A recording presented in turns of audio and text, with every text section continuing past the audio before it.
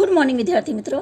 कक्षा 12 विषय भूगोल पाठ 6 दूर संचार। इससे पहले वाले वीडियो में हम लोगों ने व्यक्तिगत संचार तंत्र में टेलीफोन और फैक्स के बारे में जानकारी प्राप्त की थी। यहाँ पर हम लोग इंटरनेट के बारे में जानकारी प्राप्त करेंगे। हम सभी जानते हैं इंटरनेट आज की दुनिया का सफल माध्यम है। आज इंटरनेट के माध्यम से हम सब जानकारी प्राप्त कर सकते हैं। 20वीं सदी के उत्तरार्ध में सूचनाओं का अंकों में रूपांतर हो सकने से दूरसंचार व्यवस्था धीरे धीरे कंप्यूटर आधारित बन गई।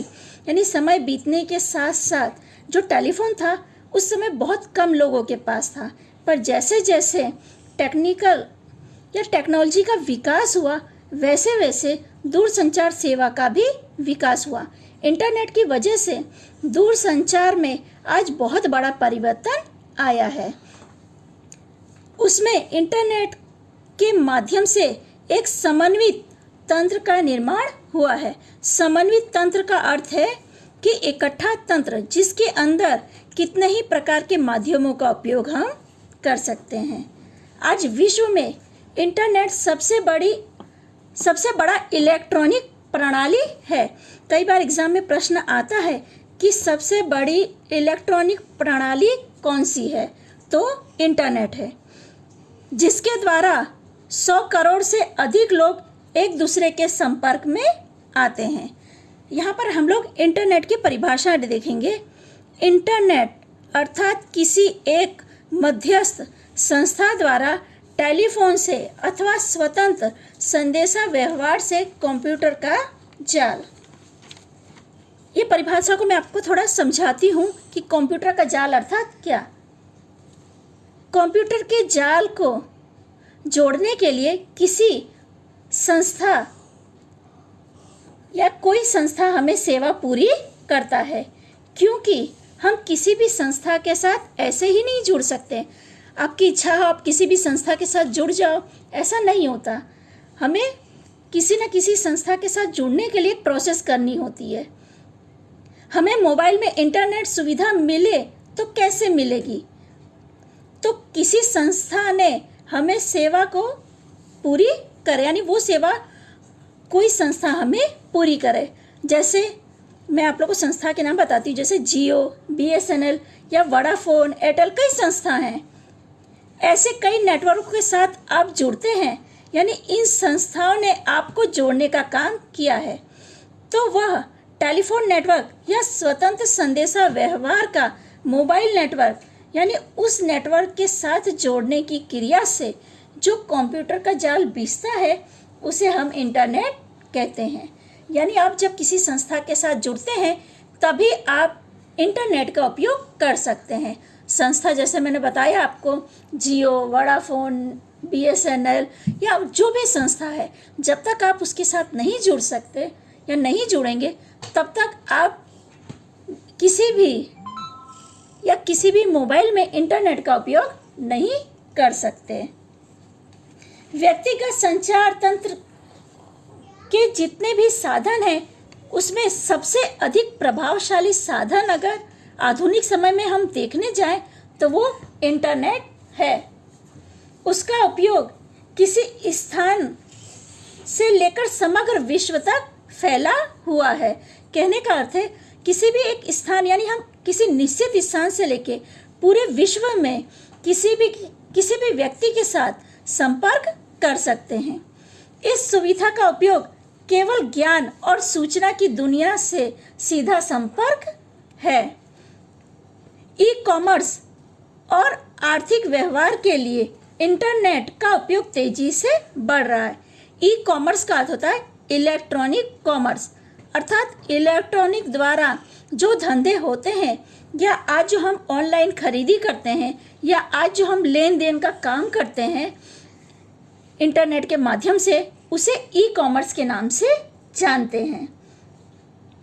इंटरनेट कम खर्च में विविध विषयों की विशाल जानकारी और अधिक सूचना उपलब्ध कराता है।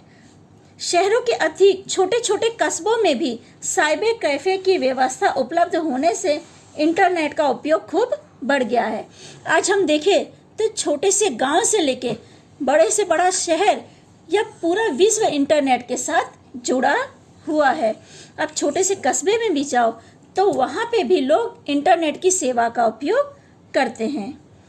अवकाशयान भी कंप्यूटर द्वारा इंटरनेट के साथ जुड़कर उपग्रह के साथ संपर्क बनाए रखते हैं। विश्व को अपने अंदर समाहित कर लेने के लिए इंटरनेट को वर्ल्ड वाइड वेब के नाम से जाना जाता है, जिसको हम लोग संक्षिप्त में WWW अथवा वेब कहते हैं। आज हम लोग इंटरनेट का उपयोग किस किस क्षेत्र में करते हैं, मैं उसके बारे में आपको बताती हूँ। जैसे कि मैंने आपको बताया कि इंटरनेट आज छोटे से गांव से लेके बड़े से बड़ा शहर या विश्व का हर कोने में हर व्यक्ति इंटरनेट का उपयोग करता ही है किसी न किसी रूप में। तो अब मैं आप लोग को इंटरनेट का उपयोग बताती हूँ कि हम लोग इंटरनेट का उपयोग कहाँ कहाँ करते हैं।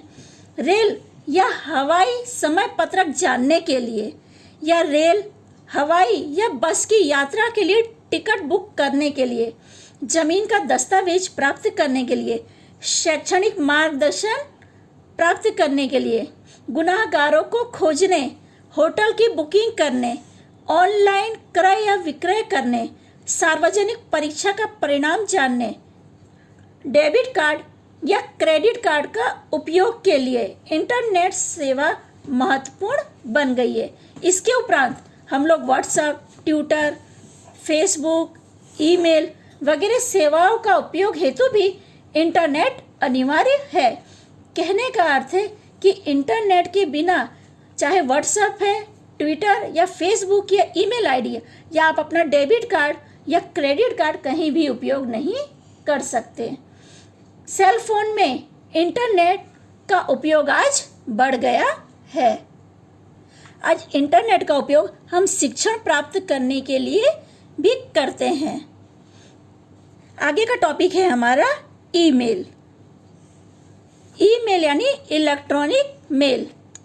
ईमेल जो है वो परंपरागत पत्र सेवा के बदले में हम इसका उपयोग करते हैं। कहने का मतलब है कि पहले के समय में लोग एक दूसरे के बारे में जानने के लिए पत्रों का उपयोग करते थे, पर आज ईमेल के जरिए यह सेवा बहुत आसान बन गई है। इंटरनेट द्वारा कंप्यूटर की मदद से संदेशा के आदान प्रदान की क्रिया को ईमेल कहते हैं। ये ईमेल की परिभाषा है। इंटरनेट के बिना हम ईमेल का उपयोग नहीं कर सकते हैं। हमने इससे पहले वाले टॉपिक में ये पढ़ा कि इंटरनेट से हम लोग व्हाट्सएप, ट्विटर, फेसबुक या ईमेल का उपयोग करते हैं। तो अगर इंटरनेट नहीं है तो आप ईमेल का भी उपयोग नहीं कर सकते। ईमेल इंटरनेट की मदद से होने वाला संदेशा व्यवहार प्रणाली है। यह कागज बिना की डाक सेवा है। जो ईमेल है इसके अंदर एड्रेस की सेवा भी होती है, पर ये जो सेवा है ये डिजिटल होती है। Gmail, Yahoo, Hotmail, India time वगैरह ईमेल की सेवा उपलब्ध कराते हैं। इसके अलावा और भी संस्था हैं। ऐसा नहीं कि बस इतनी ही संस्था ईमेल की सेवा उपलब्ध कराती हैं। इसके अलावा आपको भी कोई भी संस्था के नाम आते हैं तो आप उन्हें भी लिख सकते हैं। किसी भी कंपनी के ब्राउज़र पर जाकर उस पर साइन अप होकर ईमेल एड्रेस प्राप्त किया जा सकता है। जब हम लोग ईमेल में साइन अप करेंगे तो उसके अंदर हमें अपनी जानकारी देनी पड़ती है। तब कंपनी आपको एक यूज़र आईडी देगी। एक बार ईमेल एड्रेस प्राप्त हो जाने के बाद उस ब्राउज़र में साइन इन होकर जिसे चाहे संदेशा भेज सकते हैं, पर एक बार आपको साइन अप होना पड़ेगा। उसके बाद आप कभी भी ईमेल का उपयोग कर सकते हैं। उसमें ईमेल पता पर लिखावट, चित्र, फोटोग्राफ, वीडियो आदि संदेशा तुरंत भेज सकते हैं। अब तो मोबाइल द्वारा इंटरनेट मेल सेवा सामान्य हो गई है। यानी ईमेल भी जो है वो इंटरनेट आधारित सेवा कह सकते हैं। और ईमेल ऐसी सरल प्रणाली है कि इसके जरिए पत्र व्यवहार आसान बन गया है और तुरंत आप सामने वाले को जानकारी दे सकते हैं। ठीक है विद्यार्थी मित्रों, आगे की चर्चा हम लोग अगले वीडियो में करेंगे।